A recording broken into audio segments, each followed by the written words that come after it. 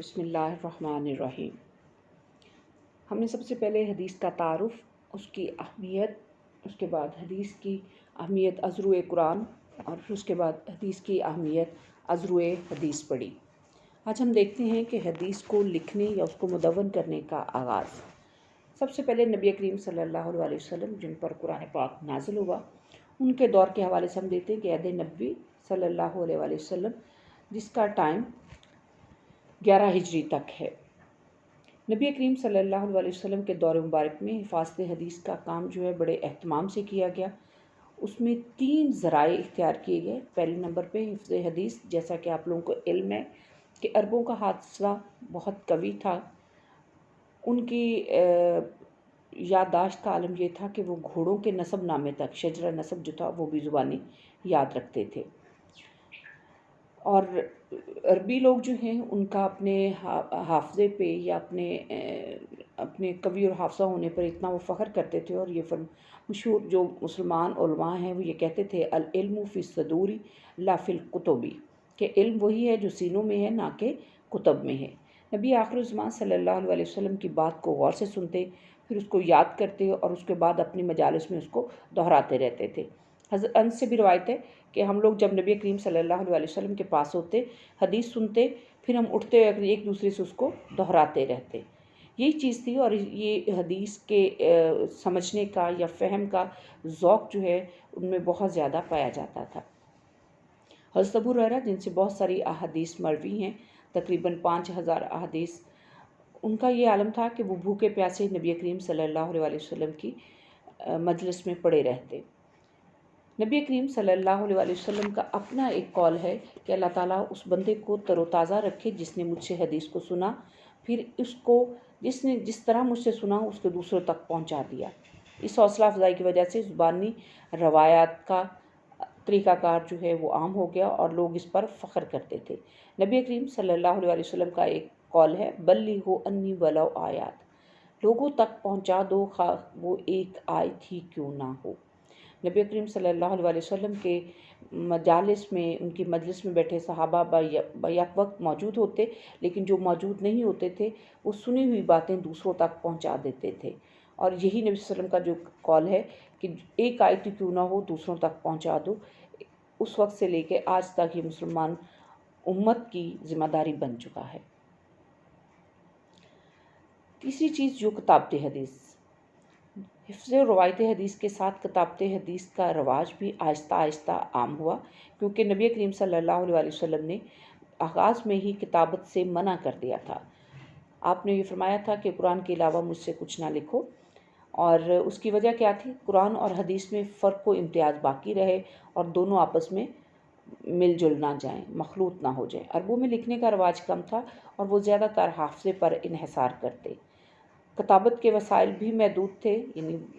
Return material جو ہے وہ اتنا زیادہ اویلیبل نہیں ہوتا تھا،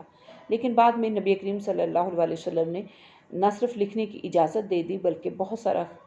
تحریری سرمایہ آپ کے دور میں ہی موجود تھا۔ لکھنے کی اجازت دینے کی وجہ یہ تھی کہ جب صحابہ اکرام اور مسلمان جو تھے وہ اس فرق کو واضح ان کو ہو گیا کہ قرآن کیا ہے اور حدیث کیا ہے، تو پھر انہوں نے الگ الگ اس کو لکھنا شروع کر دیا۔ اس کے علاوہ اس میں اگر ہم کتابت حدیث میں دیکھیں تو سب سے پہلے احکامی احادیث ایک اس کی کیٹیگری آتی ہے، وہ دستاویزات جو سرکاری دستاویزات کہلاتی ہیں، آپ نے ان کو لکھنے کا حکم دیا۔ نبی کریم صلی اللہ علیہ وسلم نے زکوٰۃ، صدقات، خون بہا کے احکامات حضرت عمر بن حزم رضی اللہ تعالیٰ عنہ کو لکھوائے تھے، اور وہ سارا مواد جو ہے وہ ان کے پاس، ان کے خاندان کے پاس موجود رہا۔ آپ صلی اللہ علیہ وسلم نے مختلف قبائل کو احکامات لکھ کر بھجوائے تھے، مثلاً آپ کے جو مختلف فرما رواؤں کو خطوط آپ نے لکھے، مختلف قبائل کے نام آپ کے فرمان گئے، جس میں شاہ مصر کے نام، نجاشی کے نام، شاہ حبشہ کے نام جو ان کا ہے، کیسر روم کے نام، ان کے خطوط تاریخ کا حصہ بن چکے ہیں۔ مختلف معاہدات بھی تحریر کروائے، جس میں میثاق مدینہ، صلح نامہ حدیبیہ وغیرہ۔ اس کے علاوہ نبی کریم صلی اللہ علیہ وسلم نے جب اپنی زندگی میں آخری حج ادا کیا، جس میں خطبہ حجۃ الوداع جو ہے وہ بھی ابو شاہ یمنی کی فرمائش پر ان کو لکھوا کر دے دیا تھا۔ مختلف اشخاص کے پاس آپ کے لکھوائے ہوئے صحائف موجود تھے، مثلاً صحائف وائل بن حجر رضی اللہ تعالیٰ عنہ، اس کے علاوہ نبی کریم صلی اللہ علیہ وسلم کے فرامین، خطوط، یہ مختلف کتابوں میں ڈاکٹر حمید اللہ نے اپنی کتاب وثائق السیاسیہ میں بھی ان کو جمع کیا ہے۔ نبی کریم صلی اللہ علیہ وسلم نے آپ کی جو مجالس میں صحابہ کرام ہوتے تھے ان کو باقاعدہ طور پہ لکھنے کی اجازت دے دی تھی۔ پہلے تو وہ اپنی زبانی طور پر انحصار کرتے تھے، لیکن اس کے بعد نبی صلی اللہ علیہ وسلم کے ارشاد کے بعد انہوں نے اس کو لکھنا شروع کر دیا۔ حضرت عبداللہ بن عمر فرماتے ہیں کہ جب نبی کریم صلی اللہ علیہ وسلم کے پاس بیٹھے ہوتے تھے تو ہم لکھ رہے ہوتے تھے۔ آپ صلی اللہ علیہ وسلم کی اجازت سے احادیث کا مجموعہ صحیفہ صادقہ جو ہے وہ انہوں نے تیار کیا۔ اس کے علاوہ صحابہ کرام نے نبی صلی اللہ علیہ وسلم کے مجالس میں جو لکھی کتابیں، اس میں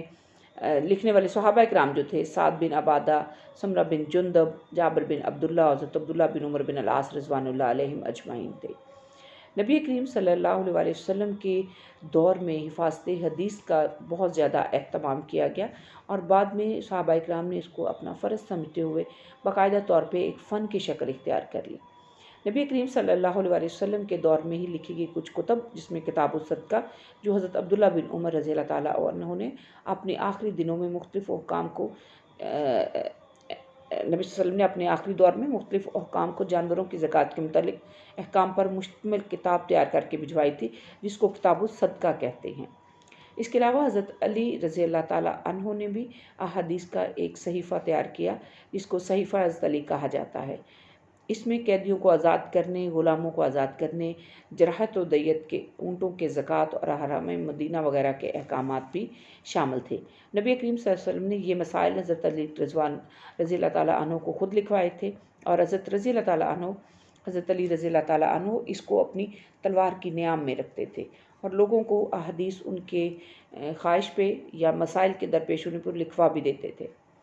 تیسرے نمبر صحیفہ صادقہ آتی، جو حضرت عبداللہ بن عمر بن العاص نے سن 65 ہجری میں ایک مجموعہ حدیث مرتب کیا، جو آپ صلی اللہ علیہ وسلم کی مجالس مبارکہ میں انہوں نے لکھا تھا، اور آپ نے وہ سب جمع کیا ہوا تھا، اس کو پھر اس کی تحریر کی اجازت دی تھی نبی کریم صلی اللہ علیہ وسلم نے، اور وہ پورے کا پورا مسند احمد میں محفوظ ہے۔ حضرت عبداللہ رضی اللہ تعالیٰ عنہ سے نے نبی صلی اللہ علیہ وسلم سے جو سوال کیے، ان کے جوابات بھی اس میں تحریر ہیں۔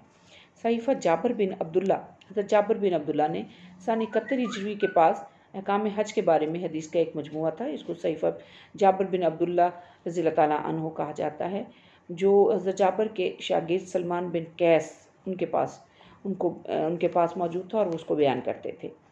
حضرت انس بن مالک رضی اللہ تعالیٰ عنہ نبی کریم صلی اللہ علیہ وسلم کے پاس بڑی دیر آپ کی صحبت میں رہے اور خادم رسول کہلاتے تھے۔ انہوں نے احادیث کی مشتمل ایک کتاب تحریر کی، اور اس کو صحیفہ انس بن مالک کا نام دیا گیا، اور وہ حدیث ہیں جو آپ نے براہ راست حضرت انس بن مالک نے نبی کریم صلی اللہ علیہ وسلم سے سنی، اور پھر نبی کریم صلی اللہ علیہ وسلم نے اس کی منظوری دی، اور اس طرح ایک مجموعہ جو ہے وہ تیار ہو گیا۔ یہ پہلا دور ہے حدیث کی تحریر یا اس کو اکٹھا کرنے، لکھنے کا، تاکہ یہ ایک مستند صورت میں مسلمانوں کے سامنے آ گیا، اور پھر سینہ بہ سینہ آگے جو ہے وہ چلتا ہے۔ کل انشاءاللہ تعالیٰ اگلے نیکسٹ ورکنگ ڈے پہ عہد صحابہ رضوان اللہ علیہم، جو سن 11 ہجری سے 110 ہجری تک پر مشتمل ہے، اس کے حوالے سے ہم دیکھیں، جس میں حدیث پہ بہت زیادہ کام کیا گیا۔ اللہ حافظ۔